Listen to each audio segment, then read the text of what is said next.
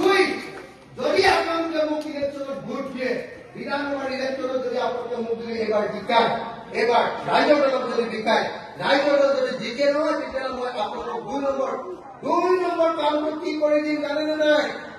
2 number কামটো কৰি দিম যে আপোনালোকে আমি এই যিটো ধান উৎপাদন, বজাৰত যে ধান আমি কি পথাৰত যে ধান উৎপাদন কৰি, সৰিয়হ যে উৎপাদন কৰি, শাক পাচলি যে উৎপাদন কৰি, সেই বস্তুটোৰ আচল দাম আজিকালি ধান কিনেনে নাই চৰকাৰে? মই ৰাতি কৰি কিনাইছো।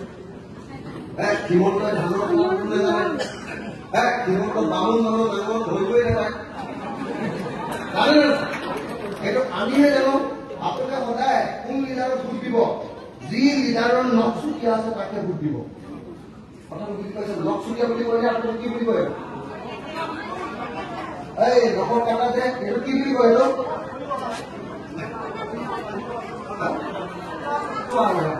আমাৰ নখৰ কোনা ফুট যোৱা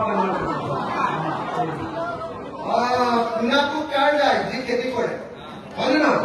যি টাউনত থাকে একদম চিলচিলিয়া, একদম ইয়াতে একদম নেলগুৰি চটাই থৈ দিব, হয় নে নহয়? আমাৰ এইটো কোনাপুত যোৱা।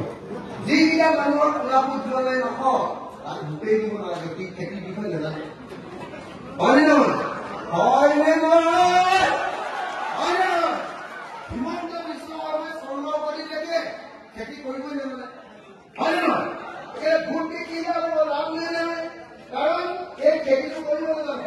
সেইকাৰণে মই আপোনালোকক কৈছো, যদি ৰাইজৰ দলক ভোট দিয়ে, মই খেতিয়কৰ আন্দোলন কৰো, ৰাইজৰ দলক ভোট দিয়ে যদি, তেতিয়াহ'লে সকলো খেতিয়ককে বস্তুৰ মই আচল দাম দিম, আচল দাম দিম। 3 নম্বৰ মই কি কৰিম জানেনে?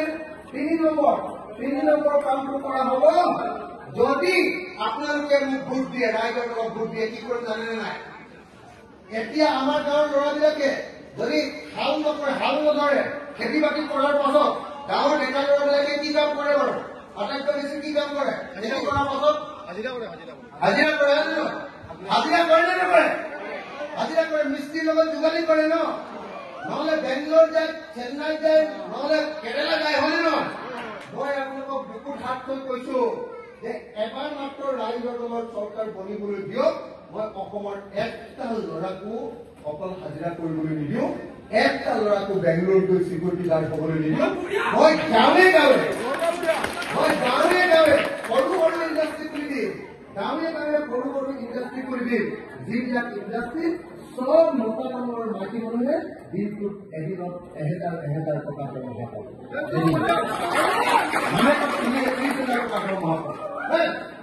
এতিয়া বিটিএডি ইলেকশ্যনত মই সঁচাকে কৈছো দেই আপোনালোকক, বিটিএডি ইলেকশ্যনত মই আগতে কেতিয়াও বিটিচি ইলেকশ্যনত সোমোৱাই নাছিলো, এইবাৰ প্ৰথম সোমাইছো। মই আপোনালোকক এতিয়া অনুৰোধ কৰিবলৈ আহিছো যে বিটিচি ইলেকশ্যনত ৰাইজৰ দলক ভোট দিয়ক, আৰু ৰাইজৰ দলক ভোট দিলেহে অকল ৰাইজৰ দলক ভোট দিলেহে কোকৰাঝাৰত গৈ এই আপোনালোকৰ পক্ষত আমি মাত মাতিব পাৰিম। আপুনি বিজেপিক ভোট দিয়ক, সিহঁতি গেৰুৱা বটন পিন্ধি মোদীৰ লগত দেখিবলৈ আমাক ভোট দিয়ক, আমি কোকৰাঝাৰতকৈ কম, টেবুল কপিয়ালৈকে কম, এই হাত মহিলাকে আমাৰ অসমীয়া মানুহৰ তোমালোকে বিশ্বাস কৰিব নোৱাৰে। বুজি পাইছে নে নাই? গতিকে কোকৰাঝাৰত জব টপাই কথা কবৰ কাৰণে, কোকৰাঝাৰৰ কাউন্সিলত মাত মাতিবৰ কাৰণে ৰাইজৰ দলৰ অখিল গগৈ পাৰ্টী অশ্বিনী দাসক আপোনালোকে ভোট দিয়ক, অশ্বিনী দাসক ভোট দিয়ক। আৰু তাৰ পাছত দেখিবলৈ পাব যে কেনেকে বিৰা সমষ্টিৰ মানুহে বিৰা সমষ্টিৰ ৰাস্তা লাগে। কিয় অকল বড়ো এলেকাতে ৰাস্তা বনাবা, অনাবড়ো এলেকাত কিয় ৰাস্তা নবনোৱা বুলি আমি এনেকুৱা হাল্লা কৰি দিম নহয়, একদম সাতটা মহিলে কবি হ'ব।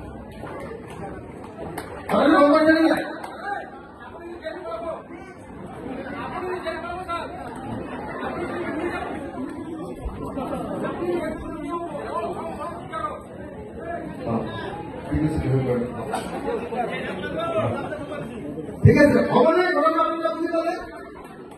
মই সেইকাৰণে বেছি দীঘলীয়া নকৰো। আকৌ আপোনালোকক মই আৰু কেইটামান কথা কৈছো